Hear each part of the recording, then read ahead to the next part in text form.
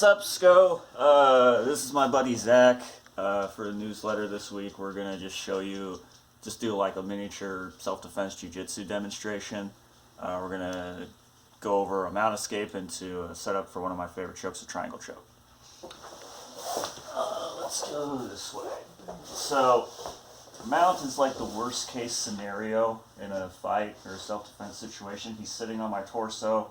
I can't really move my hips that much or anything. He can punch me in the face like he's doing, whereas I can't really reach him. It's just bad. If I do reach him, it's only my arm moving. I can't put any weight behind anything. So my main goal here has to just be to get out.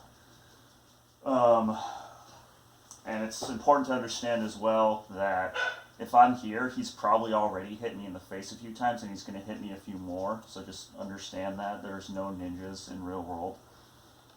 So what we're going to do is we're going to keep our arms close because I don't want him pinning my arms out here or anything like that. So I'm keeping my elbows to my side. I'm going to turn slightly to one side and I'm going to sort of frame with my forearms off of his thigh. As I'm doing that, my feet are going to come close to me. They're not going to be out here, they're going to be close here. I'm going to use that to push and create space for my leg to come through between, his thighs. And then I'm going to wrap him around that leg. I'm going to turn to the other side and do the exact same thing.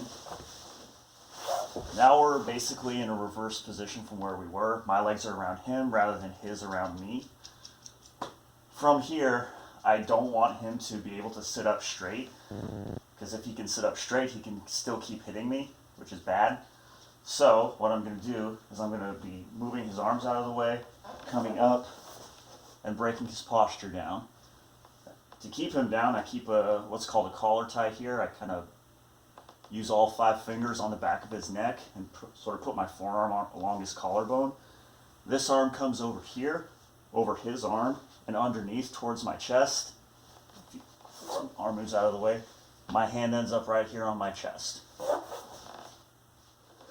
From here, if he's wearing a jacket, it's great because I can feed his lapel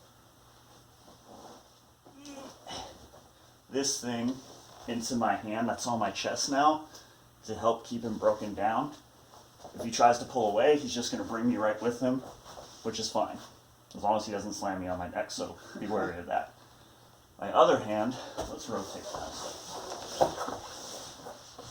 My other hand is going to be coming from my collar tie and sort of sliding along his arm to push it back and bring my knee in. And I'm sort of like pushing with my leg as I'm pulling with my arm to trap that arm. From here, it's going to slide even further down to his wrist. I'm going to push it back and bring my leg up and over his shoulder. Let's rotate again.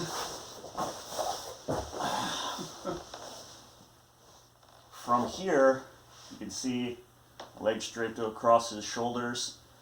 I'm going to lock up in a figure 4 motion with my legs. A lot of people will tell you can finish this submission from here, and you can by pinching your knees and pulling down on the head. And you saw he just tapped with his hand to let go. However, if he's really, the bigger the person is, the harder it's going to be to finish them like that. Or if they're just really tough, or they know what they're doing and they're trained. Or if you yourself are just a novice at this move. So what we're going to do is we're going to make it worse for him. My hand is going to come up to my shin that's draped across his shoulders. I'm going to keep pulling down on it so that he can't sit up.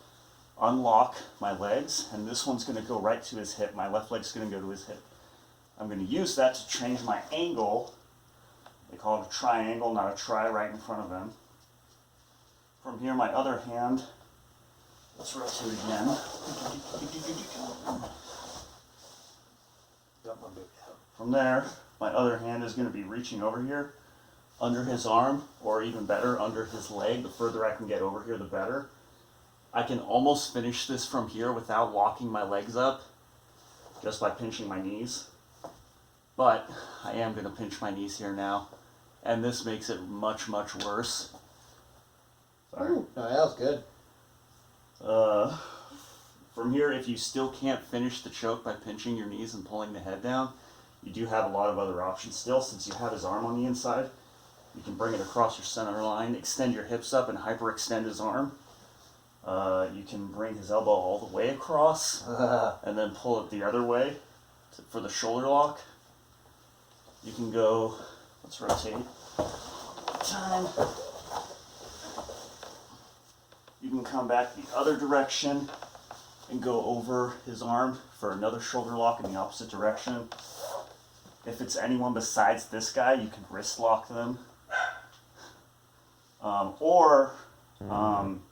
If your main priority is just getting away, you're not really worried about hurting the dude, we can do what's called, let's rotate this way now.